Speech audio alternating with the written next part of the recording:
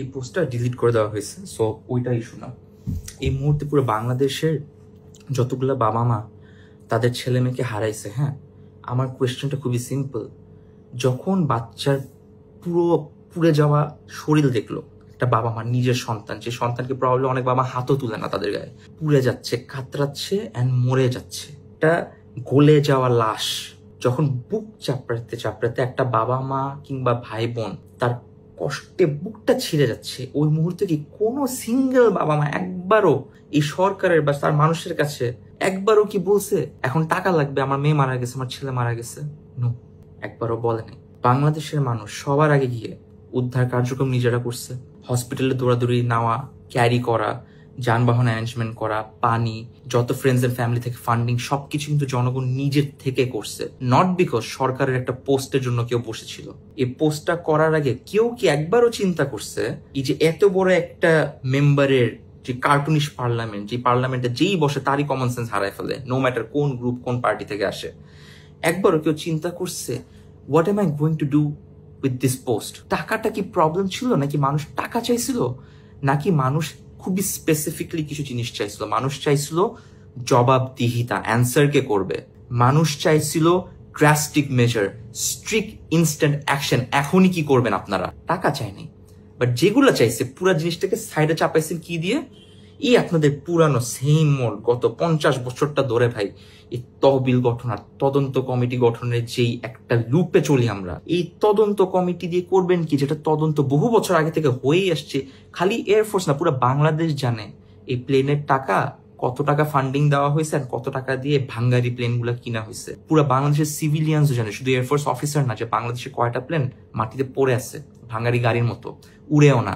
আর যেগুলো উড়ে, কয়টার ইজেকশন সিস্টেম থেকে শুরু করে কয়টার প্লেনের টেকনোলজিক্যাল কি কি ম্যাল ফাংশন আছে, সবকিছু প্রত্যেকটা এয়ারফোর্স অফিসার জানে। প্লেনের কোয়ালিটির ব্যাপারে বাংলাদেশ জানে।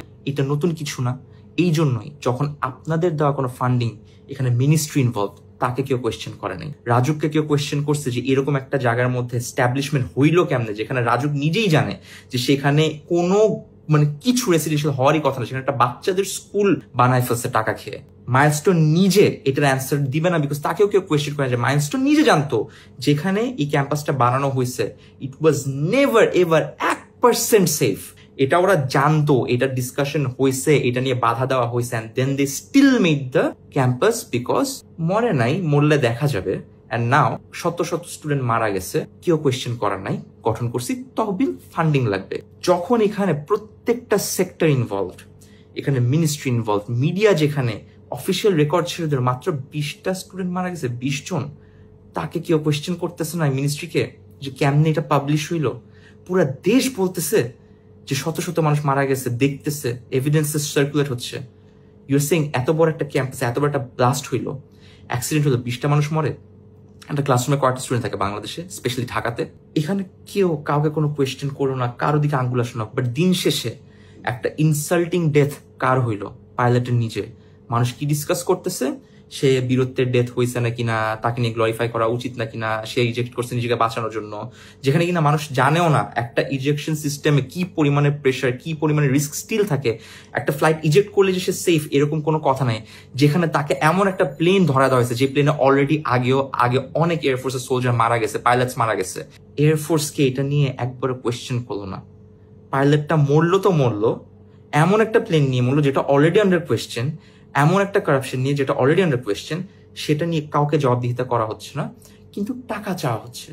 বাংলাদেশের মানুষের সত্যি কথা বলতে কি হয়েছে যে আমাদের তো আসলে কিছু করার নয়, we don't have the control. আমরা যদি জেনেও থাকি what's right and wrong, we can't do anything. আমাদের চোখের সামনে অনেক কিছু হবে, আমরা ভয়েস রেজ করে কনসার্ন রেজ করতে পারি, আমরা একত্র হইতে পারি, যত একত্র হই না কেন, can we change the system, can we take decisions? And we আপনাদের সাইডে ঘুরে ফিরে আমরা একই মানুষ, কি বলতেছে, ক্যারেক্টার একই, চেহারা নাম চেঞ্জ হয়। ওই যেখানে শেখ হাসিনা ওখানেই জামাত, ওখানেই বিএনপি, ওখানেই মির্জা ফখরুল, ওখানেই নাহিদ, ওখানের মধ্যে doctor Yunus, action same. No matter কে ওখানে বসে, ইটস সো হেল্পলেস।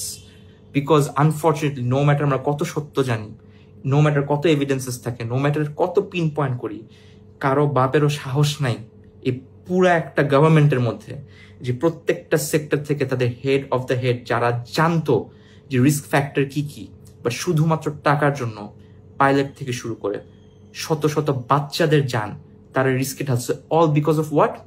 টাকা। সেখানে আপনি বলতেছেন কতটুকু অসম্মানজনক ভাবে, কি চিন্তা করে আমি জানি না, you wanted to donate money 24 hours পর, দ্যাটস ইউর টেক। এটার জন্য কোনো গভর্নমেন্ট লাগে?